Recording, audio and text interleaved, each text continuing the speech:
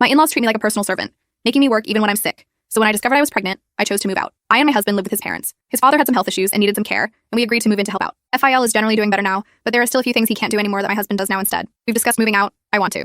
But my in-laws are very resistant to the idea, stating that there's plenty of room here and they don't know what they do without us, etc. While we don't pay his parents to live here, their decision, we pay for groceries for everyone and several household bills, electricity, internet, TV packages, etc. I also do all the household cleaning and cooking. I arrange and take all their pets to their veterinary appointments too. I work from home, so this is easier for me, and I can be flexible. We also pay half of any house modifications, upgrades, as it'll be your house one day. Recently, I have begun to resent the fact that once they are all done with work, they can come home and relax, whereas I finish work, have to cook and clean, and have no help. On the weekends, I spend half of the day cleaning the house while they do what they want. This all came to a head last week. I was really unwell. I felt the worst I've ever felt, and wanted nothing more than to sleep. However, once it got around to dinner time, I was woken by my MIL to ask when I was getting up to make dinner. I didn't want to cause an argument, so I just got up and made dinner for them.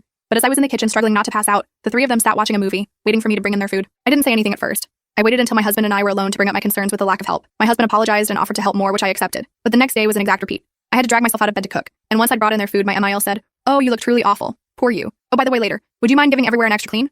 I don't want to get whatever you have." At which point I accused them of treating me like a live-in maid and not caring about me outside of the services I provide for them. I pointed out that I wouldn't be in the communal areas if I hadn't been dragged out to cook and that they could have handled one meal themselves. My husband sat there in silence. He thinks I should have brought it up more carefully, at a time when I wasn't so emotional. I agree that I probably should have, but I was sick and stressed. I want to move out, but my husband and in-laws are still against it. Nothing has changed in their expectations of me. I got no apology, just silent treatment from MIL for a couple of days. Update. After making this post, I started putting my wages into my own bank account. I removed all of my savings from our joint savings account and transferred everything from my own safety account, just in case. This turned out to be the best decisions because I found out I was pregnant roughly 2 weeks after this post. I'd been told at 15 that due to some medical conditions, I'd never be able to get pregnant naturally, so it was a complete shock. Once I had a scan to check everything was okay, thankfully it was, we told my in-laws and this is what gave me the final shove I needed. Immediately, names were being thrown around, and my MIL started talking about reducing her hours to part-time early retirement so she could be around to raise the baby. This rubbed me completely the wrong way. I didn't want anyone else raising my baby. Colors for the nursery and themes, etc. were all being discussed constantly, but never with me or my opinions being taken into consideration.